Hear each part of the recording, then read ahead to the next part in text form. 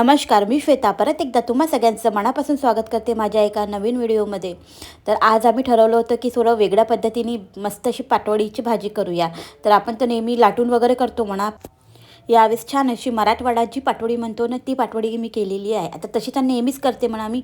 तर त्यासाठी मी काय केलं, आता रेसिपी वगैरे शेअर नाही केली.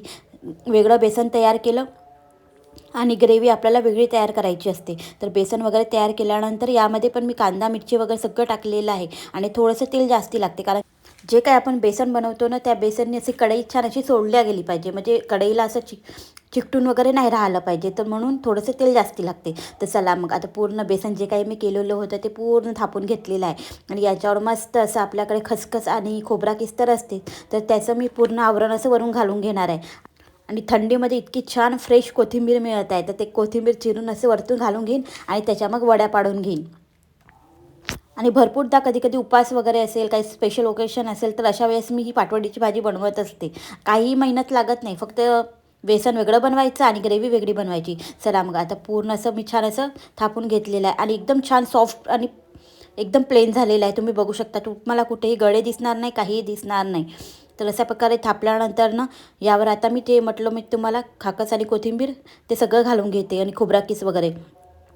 तर याच्यानं सहज वड्यासुद्धा सहज पडतात आणि खायला तर खूप टेस्टी वाटते ही भाजी. आता भरपूर मैत्रिणी माझ्या बनवतही असेल म्हणा. तर ही पाटवडीची भाजी ना मी आईजवळूनच शिकलेली होती. माझी सासूबाई आहेत ना, त्या बनवत होत्या नेहमी, तर त्यांच्याच जवळून ही रेसिपी मी शिकलेली आहे. आता भरपूर जणांना असं वाटतं की निघण की नाही, आपल्याशी बनेल की नाही, बरोबर याच्या वड्या पडेल की नाही, पण आरामात पडतात. आरामात पडतात. एकदा तरी बनवून बघायची, तर मस्त छान अशा वड्या पडतात आणि खायला पण खूप टेस्टी वाटते. तर बघू शकता ग्रेव्हीचा कलरही किती छान आलेला आहे. आता रेसिपी नाही शेअर केली मी, घाईघाईत होती तर मी विसरूनही गेली म्हणा. पण आता म्हटलं झाल्यानंतर मग माझ्या लक्षात आलं की अरे आपण व्हिडिओ शूट करायचं राहूनच गेलेला आहे. तर चला बघा, आता मी तुम्हाला वड्यासुद्धा कट करून दाखवते आणि याच्या वड्यासुद्धा छान सहज कट होतात.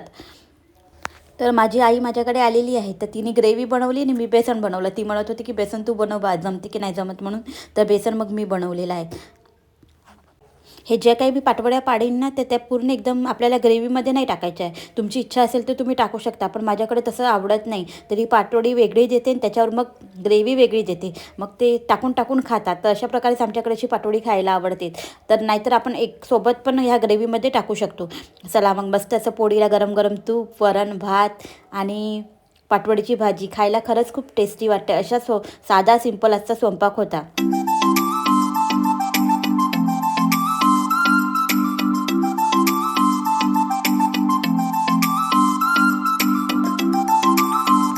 आता हे दुसऱ्या दिवशीचा 12चा टायमिंग असेल कदाचित. तर या टायमिंगला मी सुद्धा तयार झाली आणि नक्षलासुद्धा त्याच्या स्कूलमध्ये मला घेऊन जायचं आहे. आता जिकडे तिकडे ॲन्युअल फंक्शन सुरू आहेत स्कूलमध्ये, प्रत्येक स्कूलमध्ये आता सुरू आहेत म्हणा. तर याच्या स्कूलमध्ये मला जायचं होतं. तर याला ना बघू शकता, त्याची प्रॅक्टिससुद्धा सुरू आहे या टायमिंगला. तर त्याला ना जो काही कराटेचा जो ड्रेस असतो ना, तो ड्रेस वेअर करायचा होता, तर तो घालून देणार आहे मी. अगोदरच व्हिडिओ वगैरे आला होता म्हणा, की कशा प्रकारे घालून द्यायचा म्हणून, कशा प्रकारे नॉट वगैरे बांधायचा म्हणून. तर तो व्हिडिओ मी अगोदर बघून घेतला. स्कूल करूनच आलेला होता की अशा प्रकारे बांधायचा आहे म्हणून. तर याला आता हा ड्रेस घालून देते. आज याची आहे पीटी. तर यावेळेस याच्या स्कूलमध्ये ना डान्स वगैरे नाही आहे, तर फक्त अशी गेम्स पीटी वगैरे यावर्षी असं ठरवलेलं आहे. प्रत्येक वर्षी वेगवेगळं राहत असेल कदाचित. आता ह्या स्कूलमध्ये हा पहिल्यांदा नवीनच जात आहे. हा त्याचं पहिलंच वर्ष आहे. माझी नव्या आई वगैरे ना माझ्या पुतणीच्या स्कूलमध्ये गेलेल्या आहे. तिच्या स्कूलमध्ये ॲन्युअल फंक्शन आहे. आता ती अँकरिंग वगैरे करणार आहे. तर तिकडे माझ्या जाऊसोबत हे दोघंही जणी गेलेले आहेत. तर जा म्हटलं, तर तिथं फूड फेस्टिवल वगैरे होतं, तर ती तिकडेच गेली. म्हटलं तू याच्या स्कूलमध्ये येशील तर बोर होऊन जाशील. तर ते दोघेही तिकडे चालल्या गेलेल्या आहेत. आता मी याच्या स्कूलमध्ये याला घेऊन जाते पटकन तयार करून. आणि आता माझी पुतणी आहे मनासोबत, तिच्यासोबत जाणार आहे, कारण की हे पण स्कूलमध्ये गेले. आणि जेव्हा केव्हा मी त्यांना म्हणते ना, तर त्या माझ्यासोबत चालतात आणि नेहमी त्यांची मला मदत होत असते. आता ती थोड्या वेळात येईलच म्हणा.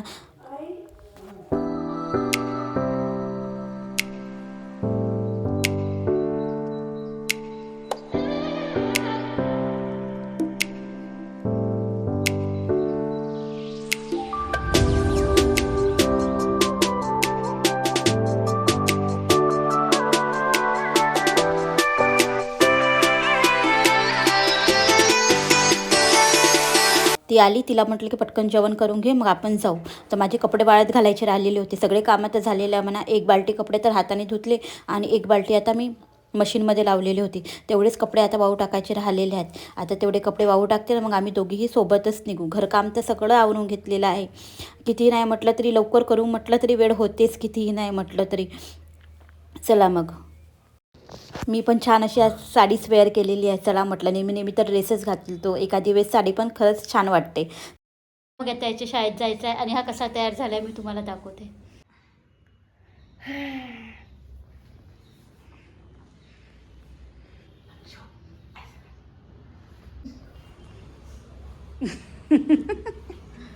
कसं करशील? बरोबर करशील ना छान व्यवस्थित?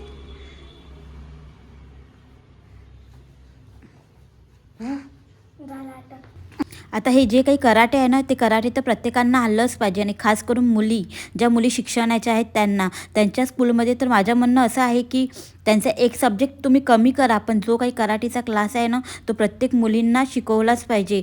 आपण इतकं सगळं ऐकत असतो ना या समाजामध्ये की एकही मुलगी आजही सेफ नाही, त्यासाठी ना तिला कराटे तर आलेच पाहिजे. मी तर ह्या मताची आहे. तर याच्या स्कूलमध्ये वगैरे आल्यानंतर बघू शकते इकडे तिकडे सगळे पॅरेंट्स बसलेले आहेत. आणि ह्या शाळेची मला एक खासियत इतकी आवडली की प्रत्येक मुलाला पार्टिसिपेट करवलं होतं. असं एकही मुलगा सोडलेला नाही की त्यांनी ॲक्टिव्हिटीजमध्ये त्यांना घेतलं नसेल.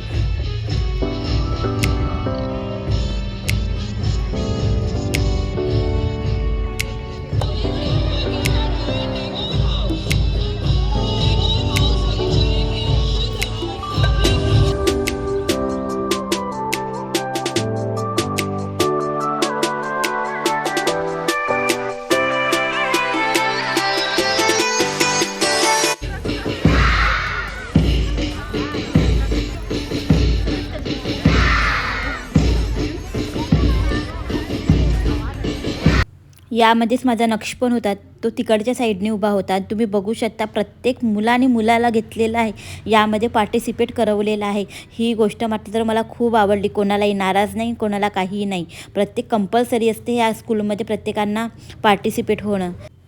नक्षचा प्रोग्राम झाल्याबरोबर मग मी निघूनच गेली. तर आता इथे आलेली आहे माझ्या पुतणीच्या स्कूलमध्ये. बघू शकता माझ्या मागे उभी आहे ना ती, तर तिच्या स्कूलमध्ये तिला अँकरिंग वगैरे ती करणार होती. आई आणि नव्या इकडेच आलेली होती ताईसोबत. तर इथे फूड फेस्टिवल पण होतं ना, स्टॉल वगैरे लागले होते. तर परत मग नव्या माझ्या मागे लागली होती की मम्मी काहीतरी चार. तर मग तिलाही काही खाऊ घातलं, नक्षला पण खाऊ घातलं. म्हटलं खाऊन घे, कारण की नक्षूचा टिफिन नेला होता मी लंच, पण तरीही त्यांनी खाल्लेला नाही. तर मग तिकडून आल्यानंतर ना कमीत कमी 2:30-3 वाजले असेल हिच्या स्कूलमध्ये आली तर. आणि घरी जायला मग 4 वाजले. अशा प्रकारे माझा आजचा दिवस गेला. चला मग असा साधा सिंपल व्हिडिओ मी तुम्हाला शेअर केला. बाय.